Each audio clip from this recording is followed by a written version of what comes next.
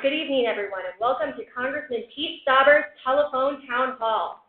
We are glad that you joined us this evening.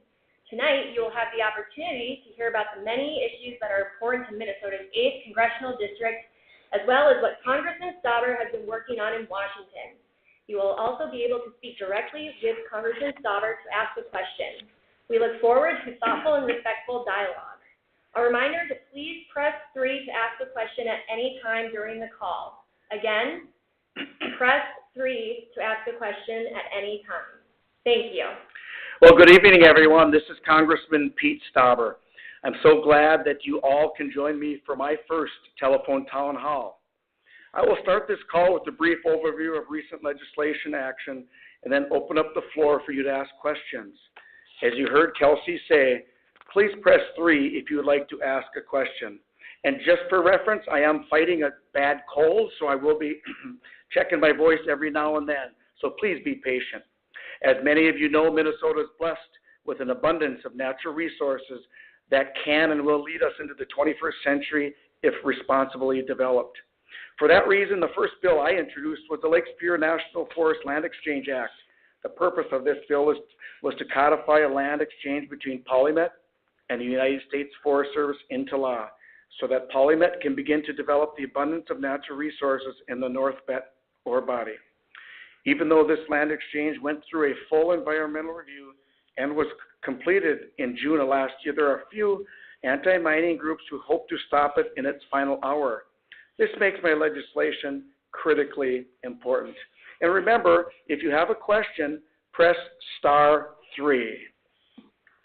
Many of us in Minnesota have been eagerly awaiting for this land exchange, as it would be a win-win for our state. Not only will it create jobs for hardworking folks here at home, but it will also increase the public's access to trails and recreation, timber resources, wild rice waters, and 2,000 acres of wetlands.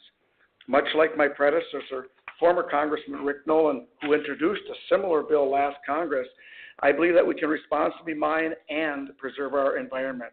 I am proud that my first piece of legislation will help to unleash the economic engine in northeastern Minnesota, and I am committed to seeing it pass in this Congress. I am fully committed to projects that will bring economic prosperity to our region, and that's why I was incredibly disappointed by our Governor Walz's recent decision to appeal the regulatory approval of Enbridge Line 3 pipeline project. We all know that Line 3 is rapidly corroding, and the safe delivery of the energy product on which we all rely is dependent on its replacement. Additionally, the construction of this pipeline will provide thousands of jobs for hardworking Minnesotans and generate millions of dollars in property tax revenue for rural schools. Although Governor Walz's decision needlessly delays the project, I'm confident that with the bipartisan support that this project holds, it will go forward as planned. If we are to achieve economic prosperity for every Minnesotan, it is of paramount importance that we also reverse the decades of bad trade deals that have been disadvantaging the American worker for decades. To give you an example of the bad trade deals I'm talking about, the European Union currently places a 68.2% tariff on American butter, while America only opposes a 2.8% tariff on butter from the European Union. These bad trade deals have resulted in the thousands of jobs, the exodus of thousands of American companies overseas, and the failure to sell American products in the global market. Minnesota's workers can compete with anyone in the world so long as there is a level and fair playing field. It's high time that we put these workers first, which is why I helped introduce the reciprocal trade agreement to give President the tools to negotiate fairer trade deals. And tourism is also a huge driver of the economy in northern Minnesota. That's why it was incredibly concerning when the Boundary Waters Canoe Area Reservation System crashed not long after its launch the morning of January 30th. After the website crashed, I held a forum up in Ely to give business owners and citizens the platform to express their concerns on how the crash would impact their businesses. Many expressed their disappointment with the Forest Service, stating that the agency did not listen to their initial concerns on switching the reservation system from the successful lottery system to a first-come, first-served system. After the crash, the Forest Service assured us that the system would be back up and running by February 27th. I, along with many of you, were incredibly disappointed to learn that they delayed the relaunch date to March 4th. This is not the urgency we were expecting. While I understand and appreciate that the Forest Service wants the relaunch of the reservation system to be a successful one, we are another week closer to the busy season in the Boundary Waters. My staff and I have been keeping a close eye on the unfolding situation, and we are currently looking at ways in which we can alleviate the toll this crisis has had on Minnesota communities. I am so honored and humbled to have the opportunity to represent you in the Congress. With that being said, if you want, excuse me, if you want to ask a question, remember, press *3, and we'll get started with the questions. But thanks, everybody, for taking the time. And again, it's such an honor and a privilege to represent the hardworking people from the great state of Minnesota, and in particular, the 8th Congressional District. All right. Well, thank you again for joining Congressman Pete Stauber's Teletown Hall. Don't forget to press *3 to enter a question in the queue. Up next, we have Keith Miller, and he is from Duluth. Keith is going to ask a question about multi-employer pension funds. Keith, you are now live on the call. Hi, Keith. Hi, how are you doing? Good. I'm a retired Teamsters, and I belong to the Teamsters Union, which is the multi-union that is financially in trouble. Yes. I think you might have heard about this. Yes. Yep. And I was just wondering, what is your stance on this, and how do you feel that we can get this corrected so that we aren't going to lose our pension? Yeah, but Keith, I too believe in people that work their entire lives, that dedicated a certain part of their payroll to their pension, ought to have that pension when the time comes, because you've worked for it, you've earned for it, you've planned for it. And I can tell you that I'm a co-sponsor and a strong supporter of the Butch-Lewis legislation, that make sure that these pensions stay strong and are viable for the people that paid into them. For many of you, Butch, maybe you don't know, but I'm also on a pension. It's the para pension in the state pension out of Minnesota. And one of the things that, I've always done throughout my 23-year police career was put and save money for the pension in hopes and planning for retirement, that money would always be there. So I am very, very interested in this topic, and I want to be able to do what we can to preserve and strengthen the pensions that you paid into, Keith, and that you deserve. Okay, thank you, Keith. So right now we are going to do a quick poll question. The question is, how do you prefer to receive updates from Congressman Pete Stauber? Press 1 on your phone if you prefer telephone town halls. Press 2 if you prefer in-person town halls. Again, press 1 if you prefer telephone town halls. And press 2 if you prefer in-person town halls. All right, thank you. All right, everyone, just a reminder to press *3 to enter a question in the queue. And up next, we have Jeff Larson from Hillman, and he has a question on building the wall. Hi, Jeff. Hi. A little background on me. I am a IBEW member. I'm also a Trump supporter, and I'm wondering what your status is. So what my status is supporting the wall, I think, is what you were talking about, Jeff. Securing our southern border is extremely important. And, from my law enforcement experience, we are a nation, Jeff, of the rule of law. And one of the things that we look at our southern border, and the Border Patrol and the Homeland Security are the experts down there, and we're seeing that 90% of our drugs are coming across the porous southern border. That's heroin, methamphetamine, cocaine, fentanyl. In addition to that, and marijuana, in addition to that, Jeff, is we have human trafficking victims being trafficked through that porous border, along with illegal immigrants.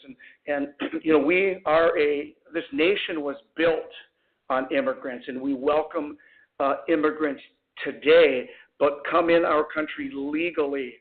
And with reference to the wall, I talked about in the campaign, and the Homeland Security and the Border Patrol have identified really intense areas of crossing where they know that a wall would work, and it would slow down and in fact stop in certain areas much of that human trafficking, the drugs being brought over, and of course illegal immigration.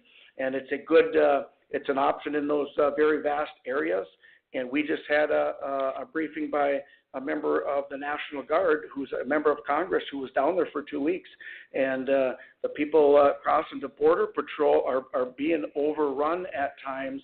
And this is the request for the $5.37 billion. That's a request that the administration is bringing forward because the Border Patrol and Homeland Security are requesting it, Jeff. So I am a supporter of strengthening and bringing credibility on our borders. And the wall, or that physical barrier, is just one part of it. There's also Border Patrol agents. There's also technology, such as infrared and night vision, and barbed wire in certain areas. And there's Jeff, there's certain parts of the southern border that would never need a wall just because of the geography. And so I will end it by this, Jeff. I'm a supporter of securing our southern border to reduce the illegal immigration, the human trafficking that's happening every single day across that border, and the illegal immigration. We are a nation of law and order. All right. Thank you again for joining Congressman Pete Stauber's telephone town hall. Again, don't forget to press *3 to enter a question in the queue. Before we get to our next question, we're going to do another poll. The question is, in your opinion, do you think we need to do more to secure our border? If you think yes, press key 1. If you think no, press key 2. Again, if you think the answer is yes, press key 1. And if you think the answer is no, press key 2. Okay, so the next question we are going to go to is Donna, and Donna is from Hill City. Donna has a question about broadband. Donna, you are now live with the Congressman. Hi, Donna. Good evening. Good evening. I am a senior citizen that lives in rural Hill City. My children live down in the metropolitan area. Yep. I believe it has been said a number of times, everyone should have high-speed internet. I have talked to the telephone people up here. We have Century Tel. They just laid fiber optic down Highway 200, but that's about a mile from my house. And because there's only 4 of us on this road, they said they will not spend the money for high-speed internet. I thought that was one of the campaign promises that was said, that everyone should be entitled to that. Donna, that's an absolutely great question, and I want to tell you that that's a high priority of mine. I'm on the Transportation and Infrastructure Committee, which is many of us on the committee support rural broadband. And I've said this before, that rural America is just as important as the metro areas. And we know that high-speed, reliable internet, it's not a luxury anymore. It's a necessity. It's a necessity for schools. It's a necessity for rural hospitals. It's a necessity for people that want to order off the internet, for example, or connect in other ways. So, Donna, I am a very very big supporter of increasing the funding for it. In fact, the most recent funding bill, Donna, that I voted for, there was over $60 million for rural broadband expansion, and that's a good start. There's still plenty of more to do, and we're going to do that. But excuse me, I have to tell you that the situation you ran into, we have to somehow come up with a funding mechanism that's equitable, that allows you and your 3 other neighbors, even though you're down the road, to be able to get connected, because it just doesn't seem right. And so I want to be and I will be a supporter for rural broadband. There's so many positives that can come out of it. You can have business expansion in rural Minnesota. Like I said, we can keep our hospitals and open, and rural broadband is needed for telehealth and telemedicine. So Donna, just know that I'm a supporter, and in this last funding bill, there was over $60 million for rural broadband, and there's many rural congressional members on the Transportation and Infrastructure Committee that I'm a part of. So thank you, Donna, for that question. All right, thank you, Donna, and thank you again for joining Congressman Pete Stauber's Teletown Hall. If you wish to ask him a question, please press *3. Up next, we are going to take a question from Kay from Park Rapids. Kay has a question about mining. Kay, you are now live with the Congressman. Good evening, Kay. How are you? Well, I'm pretty good, and thank you for having this session. I think it's just great for Yes. us all to get together. Thank you so much. You're welcome. You were talking originally that you sponsored a bill. If I understood properly, it was regarding mining and a transfer of land. What is the name of that bill, and what is the number? Okay. Thanks for the call, Kay, and it's great to hear from you. It's HR, House Resolution HR 527, and it's the Superior National Forest Land Exchange Act. That's it's very similar to the legislation that former Congressman Nolan brought forward that passed in the House but stalled in the Senate. And that's a bill to codify that land exchange between PolyMet and the U.S. Forest Service, which is a win-win for not only the Forest Service but Minnesotans in general. Okay, thank you, Kay. So, once again, thank you for joining us. Don't forget to press *3 to enter a question in the queue. Up next, we are going to take a question from Ms. Kelly Jo Herwig. Kelly has a question on the parental rights born alive legislation. Kelly, you are now live with the Congressman. Great to hear from you, Kelly. How are you doing? Kelly, can you hear us?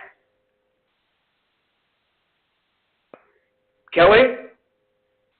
All right, one more try. Kelly, can you hear us? Yes, I can hear you. Hi, Kelly. How are you guys doing? Very good. Thank you for the invite, Congressman. I Yes. was just trying to find the number for the bill. It's the Parental Rights Amendment. Okay, it wasn't the Born Alive Abortion Protection Act? Is that the one you're referring to? Okay, so Kelly Herwig is talking about the Parental Rights Act, and at this point, I'm not exactly sure. There hasn't been a piece of legislation, at least in the 116th Congress, that I'm aware of. But Kelly, what I will say is this: I'm blessed to be a father of 4 and married to my very best friend, and I believe that in almost all instances that the parents can make the best decisions for their kids. I will say, from my law enforcement background, unfortunately, it's not 100% of the parents, because we find some dereliction in parental responsibilities and duties periodically, but for the most part, I believe that parents make the great decision and should be be responsible for decisions, of their younger children. But Kelly, just so you know, I am a co-sponsor of the Born Alive Survivors Protection Act, and I will always stand up for life, as you know. So thanks for the call, Kelly, and thanks for joining us. Okay, thank you, Kelly, and thank you again for joining Congressman Pete Stauber's Teletown Hall. Don't forget to press *3 to enter a question in the queue. So up next, we are going to take a question from Jeffrey from Hibbing. Jeffrey has a question about the delisting of wolves. Jeffrey, you are now live with Congressman Pete Stauber. Hi, Jeff. How are you doing? Good evening, Congressman. I'm good. Thanks for taking my call, and thanks for the invite for this tonight. Oh, you betcha. My question is that I know Congressman Duffy next door here, and had introduced legislation to take the timber wolf off the endangered species, but it sounds like that's fizzled out. As a hunter, a sportsman, I don't want to see the wolf go away, but just try to control the means so we can all kind of be happy. I live right in Hibbing, and I can tell you I've found where they've been just behind my house here, a little too close to town. I have 2 little kids, and wondering what is going on and where that is in your chambers at this point. Thanks for the call and question, Jeff. That's I do support Congressman Duffy and also Congressman Peterson from the Western District of Minnesota 7 in delisting the gray wolf, because as you know, I am a hunter too, and what we're seeing is the decline of deer population in some areas, and what's happening is there was the delisting of the wolves, and there was President Obama appointed a judge out of D.C. who changed that. What we wanted to do was delist the wolves and allow the respective state DNRs to manage it, and we felt, and I feel, that the Minnesota State DNR would manage it much better, and being able to remove those nuisance wolves that are in town, killing livestock, killing dogs, and so we still want to push that forward. And excuse me, everyone. I'm battling a cold, but Jeff, to your point, I want to be an original co-sponsor as soon as it is reintroduced in this Congress, because I too, like you, don't want to fully get rid of them. That's not the case. But to be able to manage them so our children can enjoy deer hunting, what have you. And I know the Minnesota Deer Hunters Association, which I am a member, support that too. So, Jeff, thanks for taking the call, and have a wonderful evening. All right, everyone. Up next, we have Linda, and Linda is from Lakeside Township, and she has a question about the pharmaceutical costs and how to provide programs to people with addiction. So, Linda, you are now live with the Congressman. Hi, Linda. Hello, Mr. Stauber. How are you? I'm digging out on Lake Mille Lacs. Oh, wow. Yes. Yeah, we've had quite wild weather over here. But anyway, my question for you, sir, is, as you know, pharmaceutical costs are a great concern for many people, especially up here. We've seen people who are going to have to make choices between food and medicine. And I'd like to know what you're going to do to prevent that and to help pharmaceutical costs be reduced. That's the first part of my question. Okay. And the second part has to do with addiction.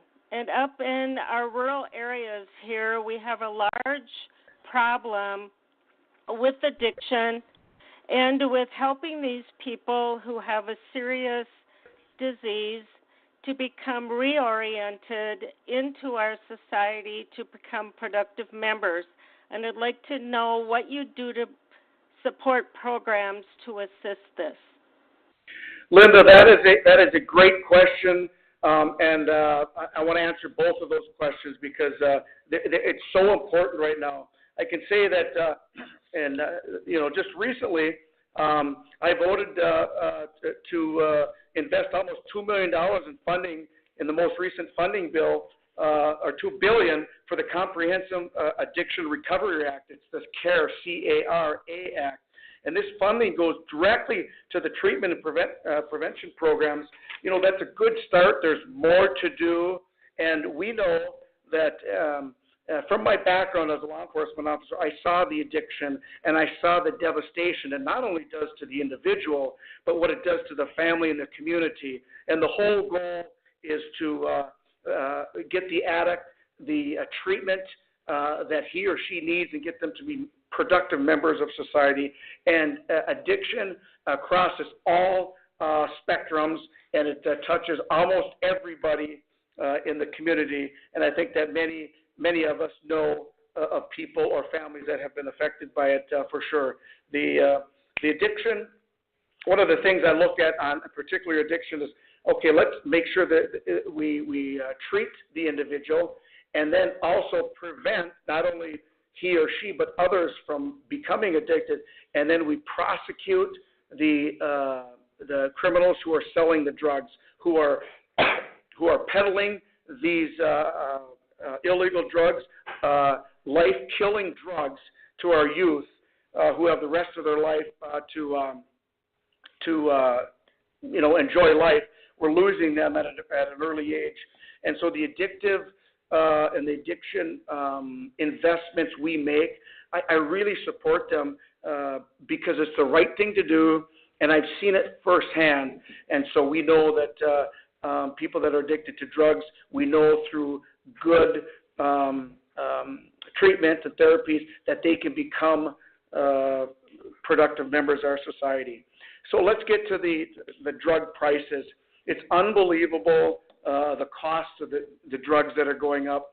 In the Duluth News Tribune, I don't know if you saw it, Linda, and others, but they had an individual talking about what it costs for a vial of insulin, I think it was $60 or $65 in the country of Canada and $365 here.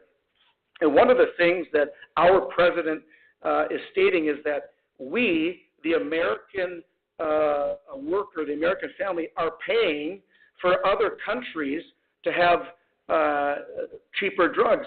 And so I asked the question, explain that to me. So here's what it was explained to me. So let's just say drug X, let's say, is it costs $365, for example. Well, that same drug company who's got the patent will go to a socialized country like Canada, and Canada will only say we can't pay $365 for it. We're only paying $240 or $200 for it, and the drug company has to accept that because Canada won't. It refuses because they don't have the money to, and so the drug companies are, in my estimation, need to work heavier in other parts of the world that they sell that drug to make them pay their fair share and not make the American family make up for the difference. And nobody should choose. Nobody, Linda, should choose between a drug that they need to be healthy or stay alive or food that's unconscionable, that's immoral in our society. And I am working every day to ensure that those people that need those life-saving drugs or daily drugs have them at a reasonable cost so they can enjoy, each and every day and enjoy their life. So thanks for the question, Linda. Okay, so up next we are going to take a question from Lynn Skudrud. She has a question on gun control. So Lynn, you are now live with the Congressman. Good evening, Lynn. Good evening. Thank you for taking my call. You're welcome. I would like to know how the Republicans in the Congress are going to keep a control on the Democrats from pushing through gun control, and also, and I don't know how much you have to do with it, but the red flag law that they're trying to push here in Minnesota. Yeah, Lynn, thanks for the call. As you may or may not know, I was a victim of a violent gun crime in 1995 in Duluth. I survived a gunshot to the head while off duty, and then while on duty, a perpetrator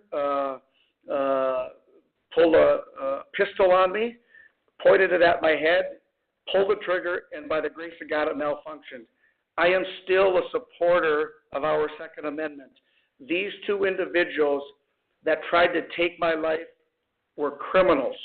There is nobody that wants a criminal, a drug dealer, somebody who's going through a crisis to be in possession of a firearm. And so when I look at this, you know, the Second Amendment, the right to keep and bear arms, I'm looking at to have the ability to come up with some common sense legislation. Right now, the Speaker Pelosi and the Democratic Party are putting forth a couple of resolutions that have that would not have stopped any of the mass shootings. There's going to be a resolution or piece of legislation that's going to be brought up on the Republican side by Doug Collins, Congressman Doug Collins. That's the Mass Violence Prevention Act, and what it's going to do, Lynn, is it's going to allow law enforcement, both Department of Justice, FBI, local police, sheriffs, to have a fusion center. So when the Parkland individual, the Parkland criminal who gave us 29, and I mean us, I mean law enforcement and civilians, 29 opportunities to intervene, we won't drop the ball. It's excuse me, it's like all hands on deck. When somebody in a post, a Facebook post or social media says they want to be, for example, a school shooter, that gets immediate attention. And I think that in that legislation from Representative Collins, the MVP legislation, it protects our rights while addressing the problem. You know, we want to make sure that we identify and get all hands on deck. And I think the communication along the law enforcement line is critically important. And once we act, we know that there, in many of these cases, there was evidence or there was a concern by somebody. All we had to do is get it in the rightful hands, and and go from there. So the handgun, the gun control measures, as stated, that the Democratic Party and Speaker Pelosi are putting out, have done nothing and will do nothing to prevent the mass shootings that we've seen in this country. And I want to be able to protect the individual law-abiding citizen, the right to keep and bear arms, to protect him or herself from death or great bodily harm. Okay. Thank you, Lynn, for that question. So up next, we are going to take a call from Jack from Bemidji. He has a question about Enbridge's Line 3. Jack, you are now live with Congressman Stauber. Good evening, Jack. How are you? And it was a great story about the Bemidji State Beavers trying to get home from their win. That was awesome. Well, how about that? Isn't that great? Thank you for taking my call, Representative Stauber. I met you here when you were in Bemidji here campaigning last year. Oh, great. And I think you're a very good candidate, very good representative. Thank you, Jack. And being you're on the Transportation Committee, I thought maybe you'd be a very good one to talk to about the pipeline. We have 7 pipelines going through Bemidji. There's over 2 million barrels a day going through here. We haven't had a leak right around Bemidji for years, and I don't know what the big problem is about pipelines. What scares me is that the railroad dumped 41 carloads of old coal into the St. Croix a couple of weeks ago. Yeah, St. Louis. St. Louis River, okay. And then they about a day or two later, there was 28 cars derailed in Canada with oil in it, and they had leaks in them, and there was leaking. What would have been happening if that would have been a reverse situation? That would have been oil going into the St. Croix. I think these people are really reverse thinking, and the thing about oil is we're receiving a couple of $100,000 a year here in Beltrami County from the oil pipelines, which Yeah. I think is not the railroads do not pay anything to us for transporting across our lines for that, and the dividends that they pay, there's none. They don't pay any. Railroads don't pay any dividends here. There are dividends paid by the Enbridge, which is used by myself, for instance, as a retired person. I get a nice chunk of money every month from them, or every 3 months. Yep. And I think it's about time that we get on playing games with these few people. I think Winona and a few of her aides are crazy. I talked to people that were at that stop down at the thing in North Dakota when they had that stoppage there. And this guy said a friend of his would go down to there from Bismarck, 90 or 100 miles a day. He said because he could get down there and get great meals. He said, I didn't want to protest, but he said they have the best meals in the country. And I think that somebody's supporting them. Yeah, Jack. Let me first off, Jack. Thanks for the comments. I will tell you that I support Enbridge Line 3, and here's why. The experts have said that the current line isn't as safe as it should be. There's corrosion, and they've been working for a number of years to get a replacement line, purchasing land and paying, for the line to be put in. And one of the things that we have to understand is pipelines are a very safe way to move oil.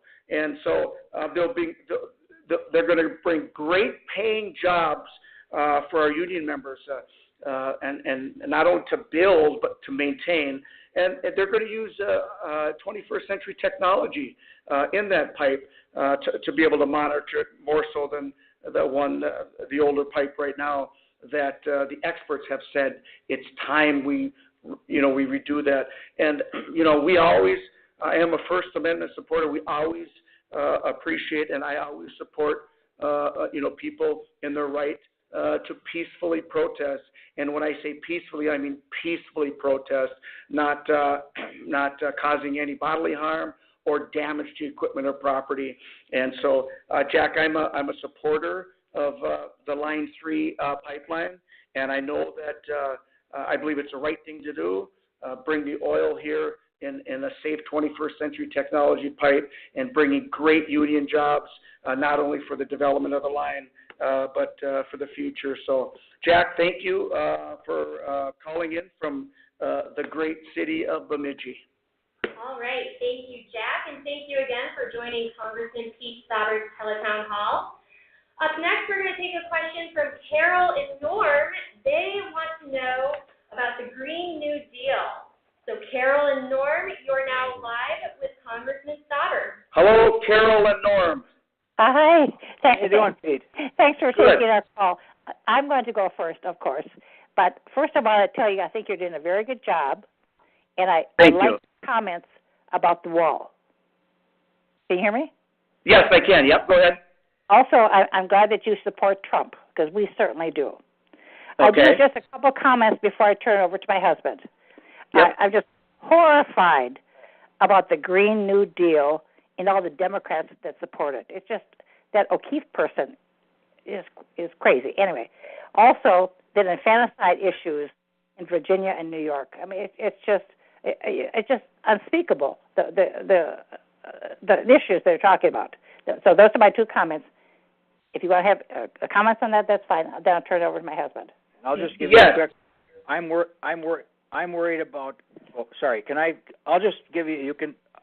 I'm worried about the universal health care business taking over Medicare for our seniors. That means that we will not have much as older people.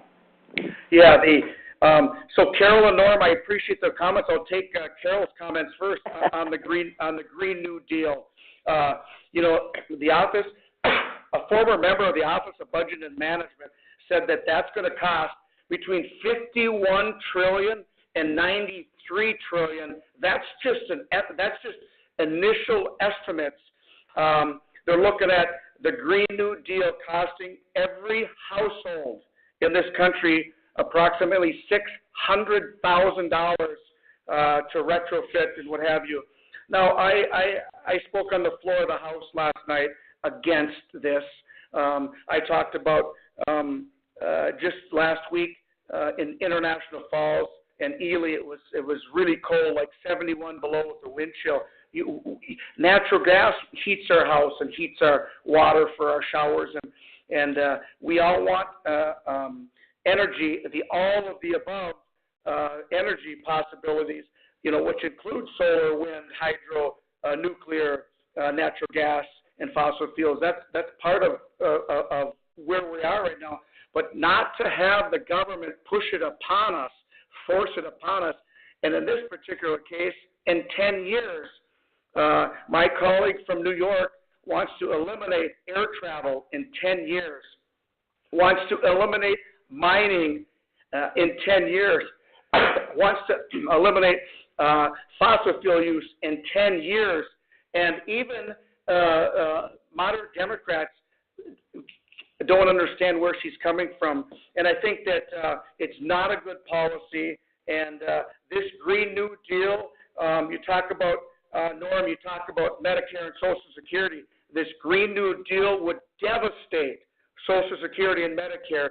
Those are two programs that you and Carol paid into and that this country promised you and that you deserve, and I will fight for them. And I will not support the Green New Deal. There's much better ways to use alternative sources of fuel and energy, and this is just not it.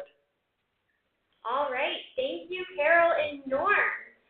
So once again, please press *3 to enter a question in the queue. Up next, we are going to be taking a question from Newt, who is from Ely. He has a question about the Boundary Waters permitting. So, Newt, you are now live with Congressman Stauber. Hi, Newt. Hi, Representative Stauber. I really want to thank you for doing this. You're welcome. In Ely, it's really a hot topic for us that have lived here for many years and have been fortunate enough to enjoy the Boundary Waters canoe area, and especially the motorized use for those of us that are older. I've been going to the Boundary Waters for 60 years and don't have a lot of years left, and now we're faced with a situation where trying to get these permits is just about impossible. Our internet service is very poor here at my house anyhow, and I also am not computer literate. Thankfully, my wife can do some of that, but I just don't understand.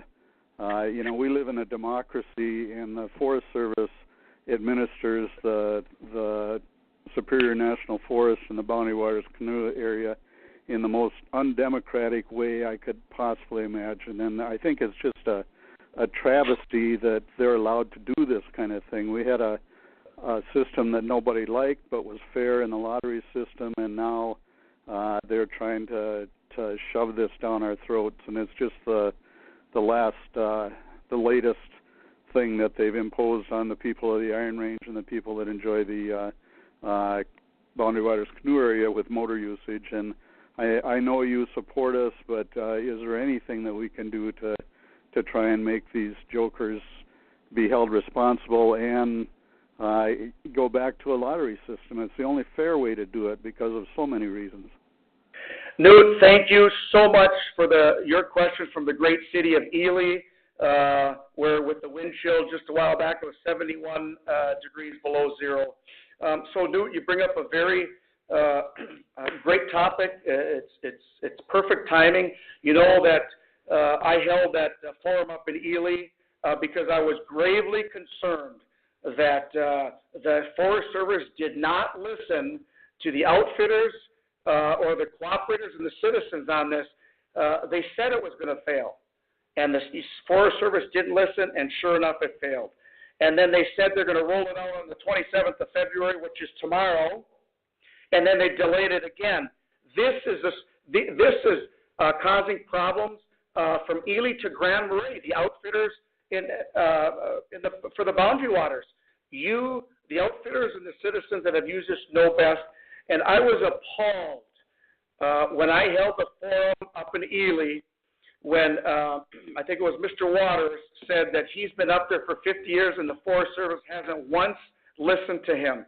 I was appalled because I asked the people present, Newt, I said, who is the federal government?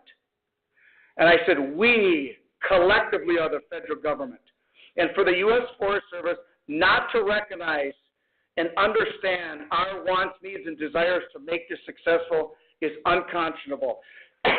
And just so you know, tomorrow I will be introducing legislation on the House of Representatives floor to fix this system permanently and to go back to the lottery system, because I have had it with the United States Forest Service not supporting the people in northeastern Minnesota from Grand Marais to Ely and points in between. That boundary waters is a crown jewel, and we had outfitters, cooperators, and citizens saying this is what we need, and they didn't listen. Well, you know what? I am very, very disgusted with the Forest Service and upset that this has to happen to our small businesses and the people that use and come and recreate in the great state of Minnesota. I just spoke to a Congress member from Illinois who comes up every single year to fish, and the outfitter couldn't get the hotel because they weren't sure of the time, and there was some frustration. So he's going to take a chance and book and see if he gets in because he enjoys it. That's a crown jewel for our state. It brings it's an economic driver. It's a beautiful, pristine wilderness, which we will keep it. But the Forest Service will start to listen to the people of this country. Thanks, Newt. That was a great question. All right. Thank you, Newt. And thanks again for joining Congressman Pete Stauber's Teletown Hall. Up next, we are going to be taking a question from Gary from Barnum. Gary has a question on polymet and twin metals. Gary, you are now live with Congressman Stauber. Hi, Gary. Hey, Pete, how you doing? First, I'd like to say congratulations on your victory. Thank big you. Supporter. Also, a son of a retired Duluth Police Department employee. Thank you for your service there. Hey, thank you. Yes. Well, as a Boilermaker, I've had fellow union member. Like to hear a little bit more what your plan is for polymet, twin metals. The coal fire situation going on in the state. I know you're a union member. Polymet, yep. Twin metals, they will generate an awful lot of jobs for all of the trades, across the board, iron workers, yep. Electricians, on down the line. Yep. Myself as a Boilermaker. I know you proposed the House resolution, but what can you do to try to convince some of the other people across the aisle, to see the worth? Yes. Gary, that's a great question, and I'm going to answer that. As you know, I have been...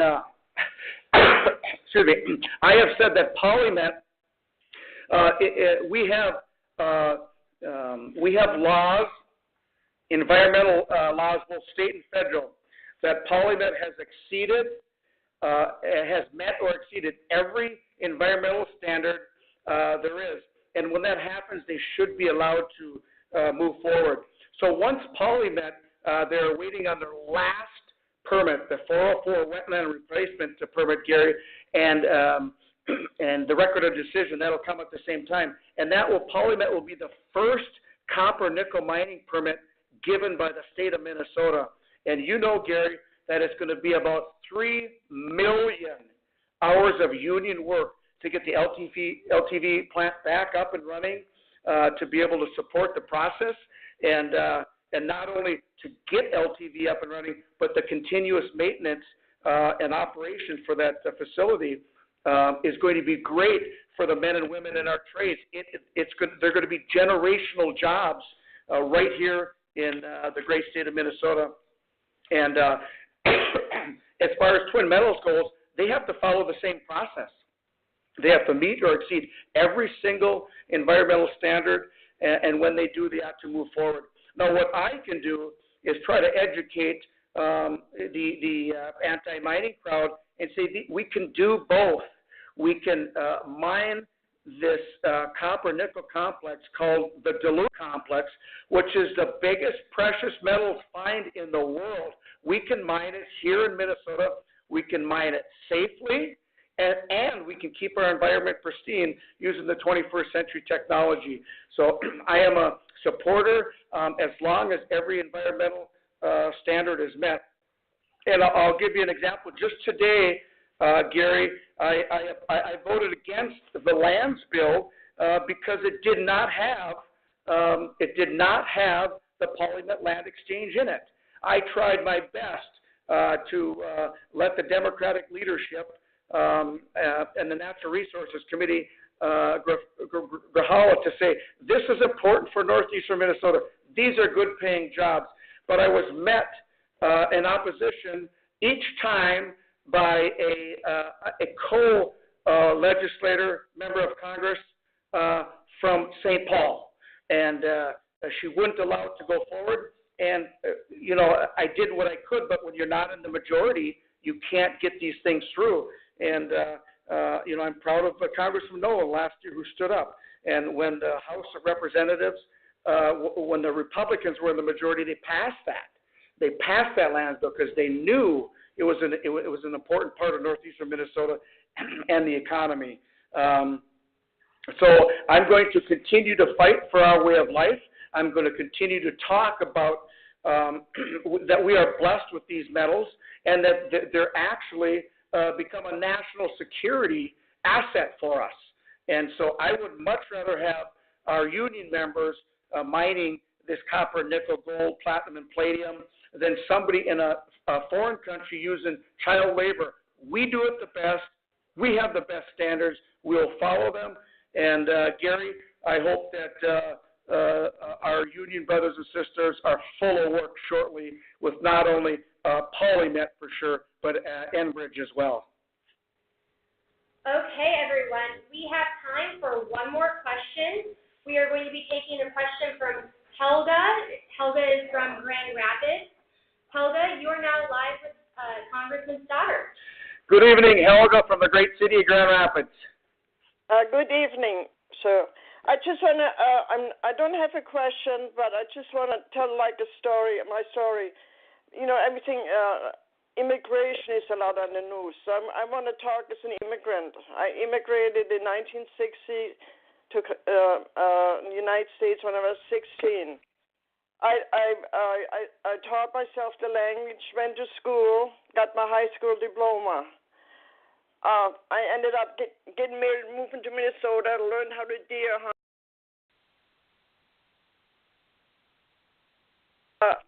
I voted all the time. I worked with veterans, American veterans, even though my dad was a German soldier was killed. My son, after 40 years of the war, found his German grandfather's grave, and he was a little first lieutenant from the United States. He was in Desert Storm. He was in Afghanistan 3-4 times. He got the Purple Heart. I work with veterans, so I just want to say that it's good to be a veteran, an immigrant, but come legally. You know what I mean? If you do the legal way, it's a great thing to be an immigrant and come to this country. Thank you, Helga, for those comments, and I want to thank you. You came to this country legally, and you. I want to thank you and for your service and your son's service to this country. This is what you just described is a great story. Immigrating to this country and having children that serve this country. You are truly, you and your family, Helga, are truly American heroes. And for your son to get a Purple Heart, I can't thank you enough for the service to this nation. And for that matter, I can't thank all the veterans enough for your service to this great nation. The veterans have given us our freedom. They have given us our free speech. And we live, Helga, we all live in the greatest country we call home. Yes, we have some faults, but let's work through those because our commonalities far outweigh our differences. And for me, it's just a pleasure to be here. So with that, again, I want to thank you all for participating in my very first telephone town hall. I appreciated the productive discussions and really value your feedback. It is an honor to serve you all in Congress, and if you ever need anything, please do not hesitate to reach out to me and my staff. We can be reached at area code 218-481-6396.